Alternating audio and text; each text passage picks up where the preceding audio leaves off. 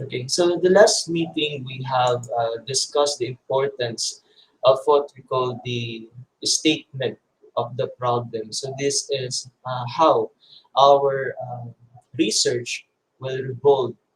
No? So from the questions that we have to answer all of them, and of course, with the help of review of the related literature, we will understand what would be the cases from different literature as well as different researches or studies abroad or in the local setting. So yan. Halimbawa kayo, binigyan kayo ng assignment to do a review of literature. So you will be assigned to read a lot of materials, a lot of studies related to your topic. So that is how the review of related literature goes. So as noted in chapter 2, reading the literature related to your topic of interest can help you formulate a specific research problem. So it can also help you tie your problem and later your understanding or findings as well, understanding of the findings as well, to a larger body of research and theoretical understandings about your topic. Di ba? Pinag-usapan natin nung nakaraan na importante sa atin na alamin kung ano ba talaga yung problema ng mga research natin o ano ba talaga yung mga specific sub-problems that we have to face from the time that we have to answer them. And of course, by means of this literature as well as studies abroad or local, so we will understand more of our factors related to our topic. So, yun ang pinaka-importante sa atin. No? Babasahin natin kung ano man yung mga topics related to. Now, we have to describe several purposes that a literature review can serve during the planning of research projects. So, we also want to explain how you might effectively use 5 general resources. We have number 1, library catalog. We also have online databases, references or from the librarians. And we also have internet search engines and of course other researchers reference list.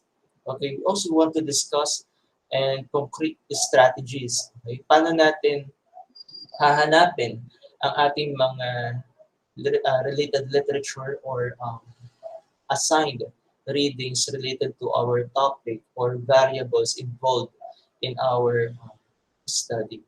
So I hope you can catch up with some of these uh, what we call these lectures in order for us to understand how we will execute our research project. I think nung nakaraan, I asked you to upload your projects or proposal related to our topic or related to your study. So when you upload it, of course, you have to read as well as you have to look for some references related to your topic. So hindi pwedeng yung huhulaan lang ninyo on your own. No? Kaya naman, magbibigay kayo ng insight doon without actually seeing other references or actually seeing other references na pwede ninyong basahin related sa topic. Now, it can help you ascertain whether other researchers have already addressed and answered your research problem. No?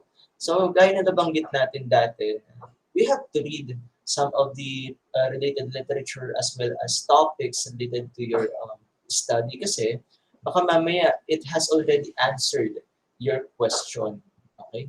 So, halimbawa, kung may nabasa kayong related literature doon, ano yung kulang doon sa kanyang study or kanyang findings? So, possible that his or her own understanding of the topic is not relevant in the local setting. Let's say, for example, the researcher had conducted a study abroad.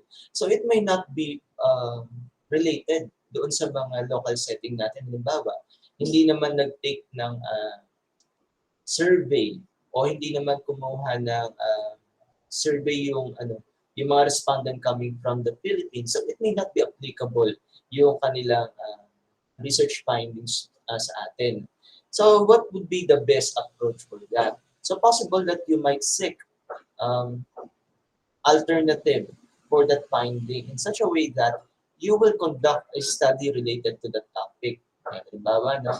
So, yan. Magkakaroon tayo ng insight na possible.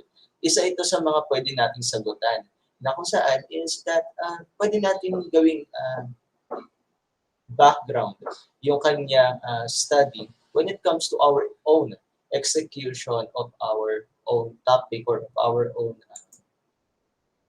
study. So it can offer new ideas, perspectives, and approaches that may not have occurred to you.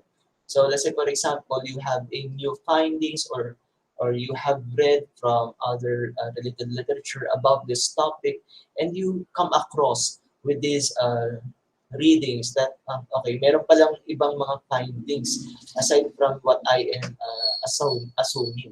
Diba, no? So you may have new ideas or perspective about that certain topic.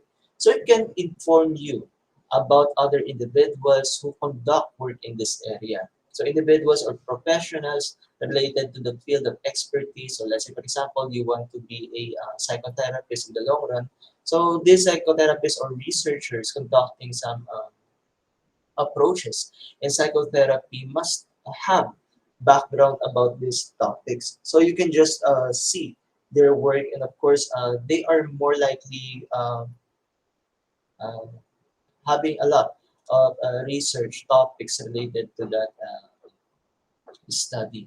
So individuals whom you may wish to contact for advice or feedback. Okay, so it can alert you to controversial issues and gaps in understanding that they have not yet been resolved. So yung nabanggit natin that there are some issues or concerns that these researchers or individuals may not have covered in their study, which is why you will conduct it on your own. Okay. So kayo, this will be related to your asynchronous activity. So what would be the implication? Ano kaya yung magiging contribution ng pagbabasa ninyo ng related literature to understand the statement of the problem? Sige nga, from the group, no? To be added as your recitation for this morning. Ano kaya ang kahalagahan ng pagbabasa ng mga related literature or mga past studies on your current proposal, research proposal? What would be the implication or importance ng pagbabasa ng mga nagawa na ng ibang mga researchers sa current issue ninyo ngayon or current study ninyo? To be added as your points, additional points for you this morning. Sige. So kung ano yung kung ano yung insight ninyo, ano yung pagkakaunawa ninyo. Diba? So okay lang yan kahit Tagalog or English. You can respond in our in-call messages. So I would know kung sino ang mabibigyan ko ngayon this morning ng additional points. So kaya matatakot kung halimbawa tinatanong kayo ng ganyan kasi it is for your for your own benefit that you would understand the sequence of these studies. The studies that you are about to create or about to propose. Kaya matatakot kung English man yan o Tagalog man yan. Just provide your answer here in our in-call messages. Again, ano ang importansya ng pagbabasa ng ibang literature o ibang study ng mga researchers to your own current proposal? Bakit kaya importante sa'yo? Bakit nabasahin natin yung mga yan? Sige, para malaman din natin kung present ba yung mga students natin. Meron ba? Makapagsagot? Yan. Sige, lagay nyo lang yung ano nyo dyan. Lagay nyo lang yung mga answer nyo dyan. Also, we can show how others have handled methodological and design issues in studies similar to your own. Now, different researchers or different researchers have come up with several methodologies in order for them to understand their problem or in order for them to approach their problem. No? So they have different methodologies. Some of them try to describe their data or try to correlate to variables involved, independent or dependent variable in terms of experimental study naman, they will try to compare the effect of different independent variable to a dependent variable. So in terms of these methodologies, some of the researchers will give us insight ano ba yung importansya ng kanilang study to our own. Kasi mabibigyan tayo ng panibagong knowledge, mabibigyan tayo ng panibagong insight, mabibigyan tayo ng panibagong approaches on how we will attack, on how we will understand, on how we will solve the problem. So malay natin, kapag nagbasa tayo halimbawa ng mga research ng ibang mga researchers o kaya naman ng ibang mga scholars related to our topic. So ngayon malalaman natin, ganito pala ganito pala yung isagutan yung problem na yan. Meron pala mga statistical method na pwedeng gamitin para sagutan ko tong problema na to. O kaya naman merong ibang mga research tools o kaya naman merong mga survey form na pwede kong gamitin to answer this specific problem. So lagay nyo lang yung mga answer nyo dyan sa ating in-call messages in order for me to give additional points for you this morning. So it can reveal sources of data you may not have known existed. It can introduce you to measurement tools that other researchers have developed and effectively used. Now, gaya na nabanggit natin dati, several studies are trying to use different tools or different research materials o kaya naman yung survey form to understand the factors involved. So let's say, for example, you will be using research tools or standardized tool. No? So hindi nyo na kailangan magpag-validate doon, or you just have to come up with the results of the reliability and validity of the tool. So that would be included in their manuscript most of the time. So you will be using these tools in order for you to understand the factors involved in your study. No, yan. So maunawaan ninyo na, pwede ko palang gamitin to kasi ito yung ginamit ng researcher na to. Yan. So, para magkamukha yung namin, study namin. Ba't kaya hindi ko basahin ng mas mabuti yung mga study niya related dun sa sa tool na ginagamit niya. So you will gain insight about their work. Okay. Next, it can help you interpret and make sense of your findings and ultimately help you tie your results to the work of those who have preceded you. Kapag kayo na-publish, halimbawa, yung inyong mga research, no? Halimbawa, kayo ay nag-propose ng study and you have come up with the data na na-collect ninyo, and you also have come up with the summary of your findings and conclusions. Now, you have uploaded it online. Now, the researcher that you have that have guided you by his or her research tools, he or she might recognize you. Kasi nilalagay ninyo sila sa ninyo eh.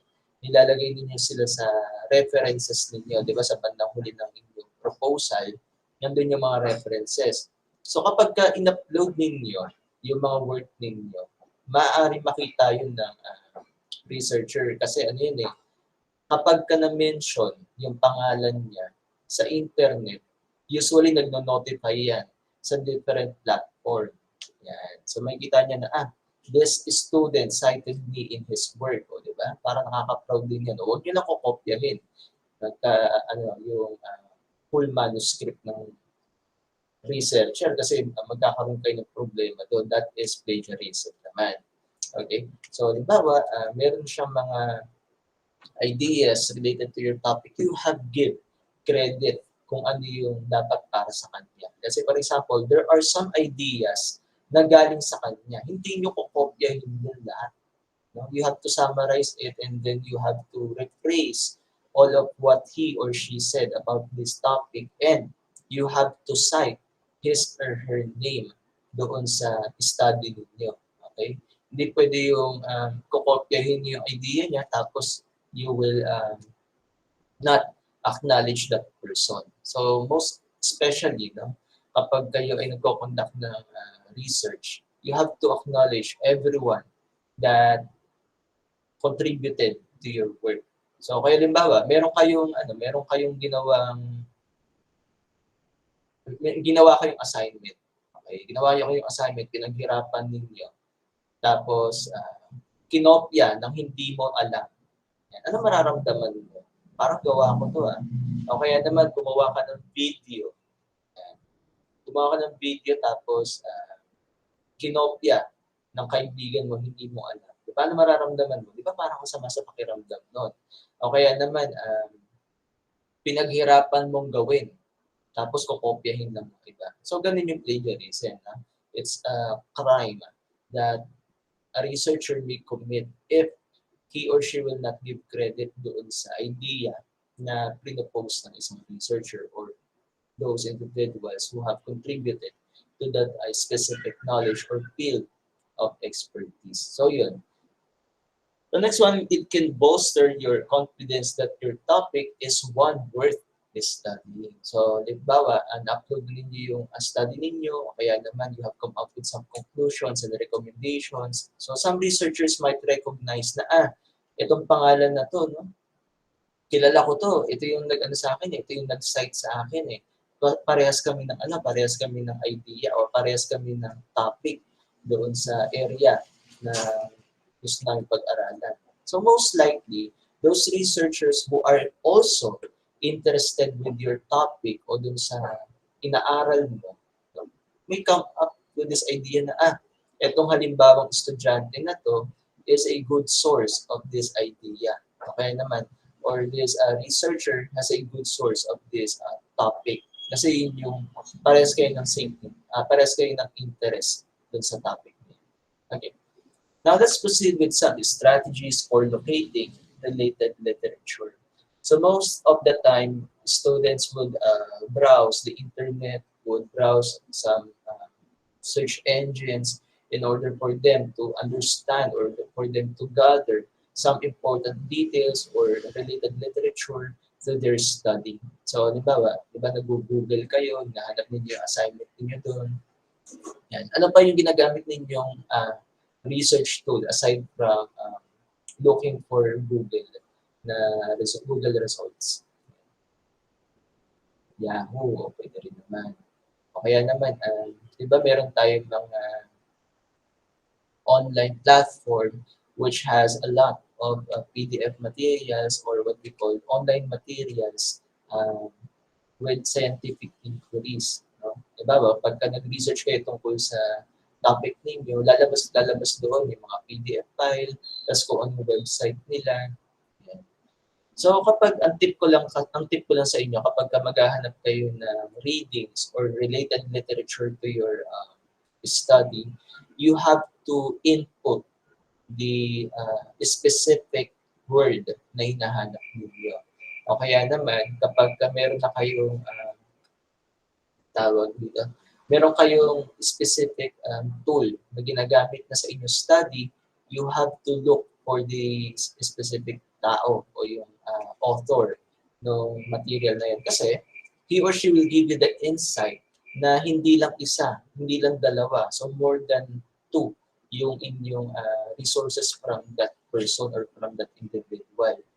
Okay? Kasi most of the time, researchers will conduct a lot of research or study for him to understand the reliability, the validity, o kung importante ba talaga itong topic na ito para sa kanya. Kasi, yun nga, hindi lang kasi sinasagot ng isang research yung sa isang research yung katanungan. No? So most of the time, it is a series of problem-solving routine. Okay. So number one, we have the keywords. Okay. So keyword or words or short phrases summarizing your research topic. So di ba meron kayong title. Most of the time, the title will give you the hint kung ano yung mga keyword ninyo. Halimbawa, ano yung target participant ninyo or target respondent ninyo, ano yung mga variable na nilalaro ninyo doon sa title ninyo. Halimbawa po, sir, like satisfaction po, yung keyword ko po doon. Tapos po, student. So when you search with the use of search engine, you have to use these two keywords in a search. No? Kasi yun at yun ang lalabas doon sa ano niya, doon sa related literature niya. O kaya naman, meron pa kayo isang variable o life satisfaction and what else. Okay, you have to input it doon sa inyong search engine kasi kapag hinanap yun, usually magkakasama yun sila. Okay, for example, imagine that you want to investigate possible reasons why some children bully other children at school. So obviously, you want to know the factors involved in that study or in that topic. So, halimbawa, meron kayong peer relationships, we also have bullying and aggression. Ito yung tinatawag natin na keywords. Obviously, these are the terms that we will use in order for you to find related literature. Okay, minsan naman gumagamit tayo ng library. Okay, sa library naman, meron tayong tinatawag na library catalog. So, libraries, collection, academic journals. So, yan yung mga hard copy na hawak natin minsan ng popular magazines and newspapers. O kaya naman, collectively known as periodicals. So, pag-aralan natin dati yan, ng mga high school pa lang tayo, di ba? We have different systems in the library. So the library catalog will tell you which periodicals the library owns, where each one is located, and the one or more forms such as the paper, electronic, or microform, in which particular volumes and issues can be found. Meron din naman tayong mga call numbers. Yan. So call numbers referred to earlier are unique identification codes that books, journals, and similar items are given. Halimbawa, magtatanong kayo kay librarian, ma'am, saan ko po kaya makikita po ito? So, bibigyan kanya ng call number. So, ito yung call number ng ano na yan, ng libro na yan. Diba? Sino ba dito yung mahilig sa sa library? Pumunta sa library, magbasa. Diba? Binibigyan kayo ng call number doon. Tapos, ano bang libro ang hinahanap mo? Kaya naman, you will be guided by the librarian to use their computer para hanapin yung libro na hinahanap mo. At kung available man yun, merong call number. So meron tayong dalawang klase ng sistema or classification system when it comes to the library. Pag punta ninyo sa library, meron tayong Dewey Decimal Classification System at Library of Congress. Ito tawag natin na LC Classification System. So sa Dewey Decimal Classification System, the principal classification system used in many public libraries. Halimbawa, sa National Library, pupunta kayo. Most likely, ito ang ginagamit nila. Pero kapag ka-university naman or school ang pupuntahan ninyo, yan, Library of Congress ang most of the time na ginagamit nila. So, ito ang example ng ating Dewey Decimal Classification System at ng ating Congress, Library of Congress Classification System.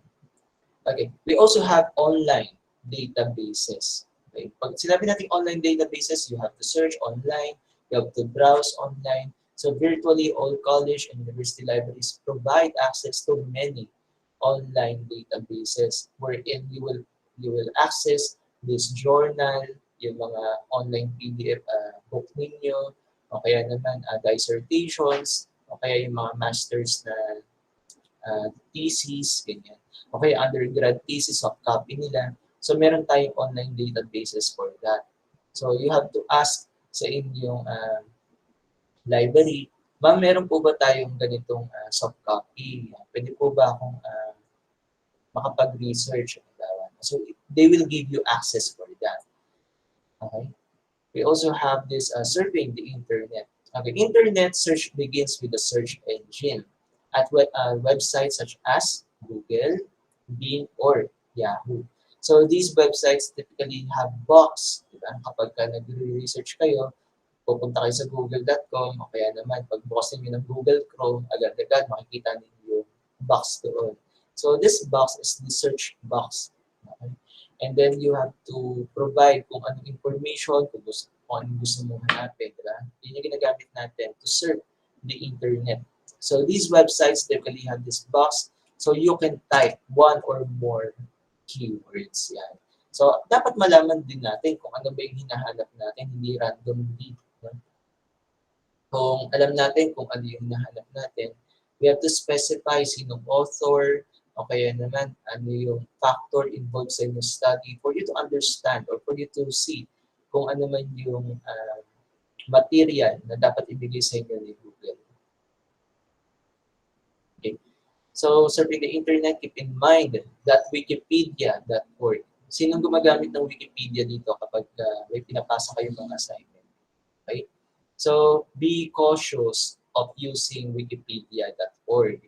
Kasi yung Wikipedia, it is a open source encyclopedia wherein almost everyone or anyone can edit the content. Hindi ninyo alam kung ano yung integrity ng sources or material na naka-upload dyan sa Wikipedia. So the best thing you do is that look for legitimate sources or sources aside from Wikipedia. So this Wikipedia is not a good source of the materials that you want to seek. Okay? So in my class, I will not let you use Wikipedia.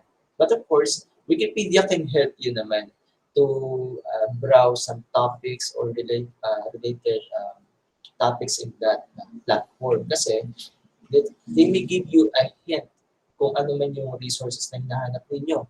Kasi meron diyang part ng mga references sa bandang huli ng Wikipedia or along the text ng encyclopedia, they will give you some references. So doon kayo mag-refer, hindi mismo dun sa Wikipedia. Tapos ilalagay ninyo sa study ninyo, according to Wikipedia. Don't do that, ha? Ayoko makita ng according to Wikipedia sa inyong proposal.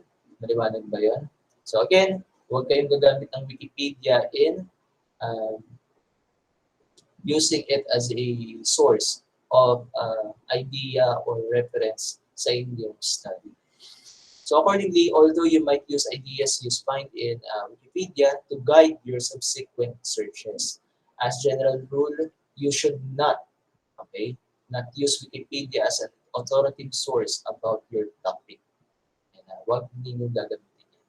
Okay, kapag naghahanap kayo sa internet ng mga resources ninyo, meron tayong identifier saan natin makukuha ang mga sources na yan. Number one is URL.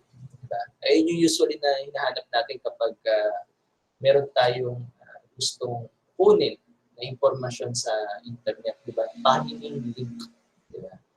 Pahining link. So URL, we are referring to URL or what we call the Uniform Resource Locator.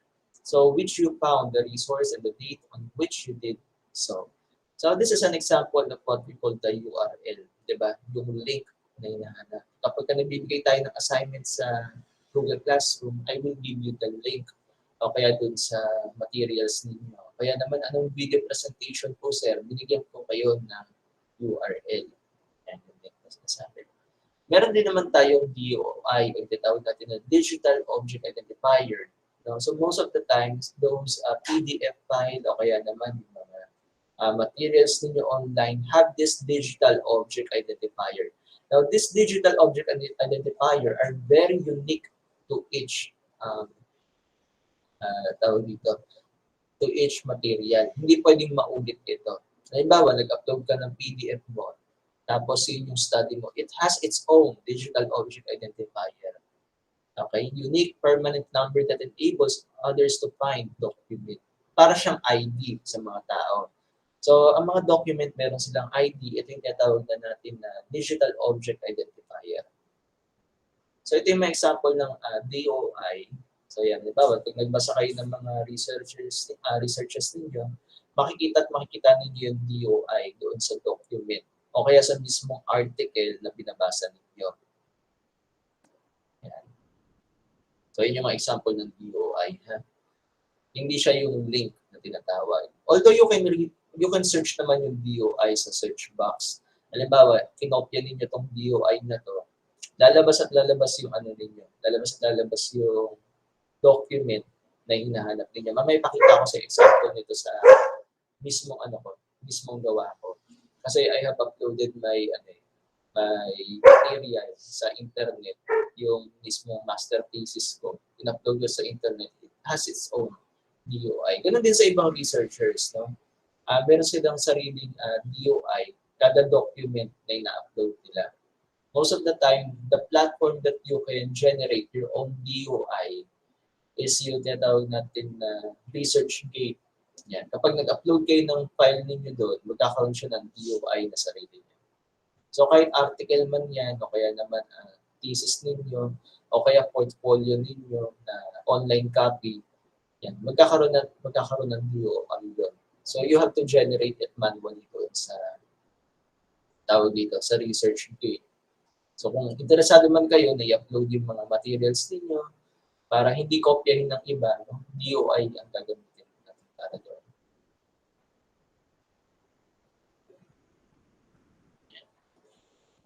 So using the library efficiently, pagpunta ninyo ng library, syempre hindi naman kayo, doon, may research ko. So dapat equip kayo bago man kayo pumunta doon. So before you go to library, create a computer database for the resources you are going to gather. No? Meron kayong mga listahan kung ano yung hahanapin ninyo, ano yung mga factors involved sa inyong study, kaya naman ano yung variables involved, ano yung target respondent ninyo, ano yung local, ano yung mga foreign literature na available. Go to the library armed with data gathering tools. Identify materials you want. Libro ba ang kailangan mo? Article ba ang kailangan mo? Newspaper ba ang kailangan mo? O online resources ang kailangan mo?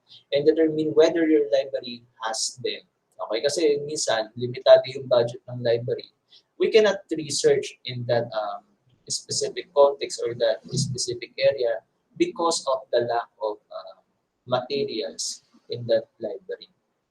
O kaya naman minsan napag-iiwanan na ng petsa yung mga materials natin. So you have to look for other resources, most likely, o kaya naman sa National Library. No? Yan. So let computers make your list for you whenever possible. So check library holdings for the books and journals you identify. Of course, develop an organized plan of attack for finding the sources you have identified. Okay. You also want to track down your resources, record all basic information as you need each source. So gaya nga nabanggit natin, kung meron kayo material na gagamitin sa inyong study o kaya naman yung survey form ninyo, standardized na yan, so you have to look kung sino yung author. Kasi yung author na yun, mabibigyan kayo ng iba't ibang resources niyan. Meron po ba tayong ganitong author dito? Yung bibigay niya halimbawa yung gawa ng author na yan kapag hinanap niyo sa online platform o kaya sa mga listahan ng mga materials ng inyong library. So identify strategies for obtaining resources that are not immediately available. So you can recall the book, hold on, and check out. So submit request for resource through interlibrary loan. Pwede rin naman yun. O kaya check Google Books for older out-of-print books. Kasi kapag gumamit kayo ng Google minsan, meron silang kopya ng mga libro na hindi available sa sa physical library. So yan, pwede niyo rin hanapin yan sa Google Books. Order books from bookstore, pwede rin naman. Use an online document delivery service if possible. Okay. But of course, internet is very abundant with these resources, and you have to do is to be responsible in terms of looking for them. Kasi kapag naghahanap ng iba, parang gini-give up na nila kasi sorry, wala talaga, hindi talaga mahanap yung ganitong research. So most of the time, nasa internet lang naman yan. Kung hahanapin talaga natin ng mabuti with these tips that we have given. Okay. So finally, think about the entire article kung kayo man ay nagbabasa ng inyong mga resources. No? So ito ba ay magagamit natin? O kaya naman, is this helpful para sa ating output? Kasi baka mamaya itong mga article na binabasa natin is not relevant to our topic. Relevant siya in a way na parehas kayo ng konsepto, parehas kayo ng na terminology, but they have different meaning. So, maaari hindi ito relevant sa inyong study. O kaya naman, yung target respondent niya, iba yung sa target respondent mo. So, you have to look for some studies that are related to your topic. Okay? So, what do you think are the strengths and weaknesses of the article or materials that you gather? So, will you remember this article in the future? Why or why not? So, all you need to do is to list down all of the materials that you have gathered as well as the authors or the topic na pinapropose nila. Okay. So in terms of organizing or synthesizing the RRL, you need to identify common themes and run throughout the literature. Kaya naman gagawa kayo ng table sa Excel o kaya naman sa Word, i-categorize ninyo kung ano yung pagkakapare-parehas nila. Si ganitong author, ito yung topic niya. Okay, related siya sa ganitong author o kaya naman sa ganitong material. So pag sasama-samahin ninyo kung sino yung merong kaparehas na ginagawa o kaya kaparehas na topic para hindi kayo malilito kapag naghanap kayo ng supporting details sa inyong study. So you want to compare and contrast varying theoretical perspectives on the topic. Now, different researchers or different researchers use different theories or theoretical paradigms or theoretical perspective to understand or to attack this certain problem. Gumagamit halimbawa sila ng theory about humanism o kaya naman gumagamit ng psychodynamic yung isa naman o kaya naman yung isa existential, they have different theories. So you have to understand that these theories have different approaches to understand or to answer the problem. We also have to describe general trends in research findings and of course identify discrepancy of the findings, suggest possible explanation for such discrepancy. So dun sa bandang hulihan ng mga research finding, makikita ninyo na meron mga recommendation, meron mga conclusion yung mga researchers na yan. Now, all you need to do is to understand if you can answer it in your own study. Kung hindi naman, you have to integrate it with your related literature in order for other researchers na makakabasa ng iyong study will have an insight na, okay, nabasa rin pala niya yung ganitong literature. Meron palang ganitong suggestion din pala yung mga study na ito o dun sa mga nakuha niya na literature. Okay? So, pagpunta ninyo sa RRL ninyo, get the proper psychological orientation. Meron na kayong outline, ano yung mga variables ninyo, sino yung target respondent ninyo. Develop a plan for overall organizational structure of your review. Continually emphasize relatedness to your research problem. Okay? So, gaya na nabanggit natin nung nakaraang topic, kung ano ang nasa SOP ninyo, yun dapat ang lalabas sa recommendation ninyo, sa conclusion ninyo, at pati sa RRL. Okay? Kasi hindi pwedeng lumalabas sa RRL ninyo o sa related literature ninyo. Kaya nga related no? Dapat kapareha siya o kaya naman may kinalaman siya dun sa problema. Hindi kayo pwede maglagay ng random na literature dyan, tapos copy-paste ninyo, ilagay ninyo dyan sa RRL. Hindi ganun. So, dapat answeran ninyo yung problem ninyo based on your gathered literature. O kaya naman, you will gather literature based on the SOP. So, continually emphasize relatedness to your research problem, provide transitional phrases, sentences, or paragraphs that help your readers follow your train of thought. Kasi yung ibang ginagawa nila, kinopya nila yung literature sa isang article. Kinopya nila, copy-paste talaga word for word. Tapos sa isang article naman, kinopya na naman. Magkaroon dapat ng transition.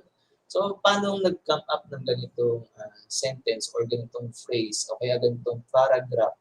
Diba? Parang minsan magkalayo yung topic. Yan. O kaya naman, gumawa kayo ng subtopic doon sa inyong RRL para malaman natin kung ano ba yung pinag-uusapan natin doon. Hindi pwedeng random click, kinopya ninyo, nilagay ninyo dyan. So lahat yan is in line with your SOP dapat. So know the difference between the describing the literature, plagiarizing it. Plagiarizing it. O plagiarism, anong tawag natin doon? So plagiarism involves either A, representing another person's work as being one's own. Yan. Be careful with citing or copying others' work. Kapag kinopya ninyo, alamin ninyo kung sino yung author. Alamin ninyo kung saan ninyo kinuha yung study ninyo. Hindi pwedeng kinopya ninyo tapos hindi man lang ninyo binanggit kung sino may-ari. Parang kumuha lang kayo ng gamit tapos hindi nyo sinabi kung sino yung may-ari. Ganun. So, number 2 is insufficiently acknowledging and identifying the sources from which one has drawn while writing. Importante malaman natin dapat, no? Kung ano ba yung mga citation na dapat nating gawin. Paano ba dapat natin binibigyan credit yung mga tao na to. Yan. So, reproducing another person's work, word for word, without crediting that person constitutes plagiarism, of course. Always give credit where the credit is due. Minimize your use of direct quotation from other people's work. Minsan kasing ginagawa ng iba para masabi na na hindi talaga galing sa kanya. Nilalagay niya ng quotation tapos yung pangalan ng author. Merong APA style of citation. Meron po bang may familiar dito sa APA style of citation? Anyone from the group? Okay lang kahit hindi kayo masyado aware kung paano siya gawin kasi tuturo naman natin kung paano APA style of citation. Meron bang familiar sa APA style of citation? Pag sinabi natin APA style of citation, merong sinabi halimbawa yung author, babanggitin natin halimbawa yung pangalan niya o yung apelyido niya. Usually apelyido lang.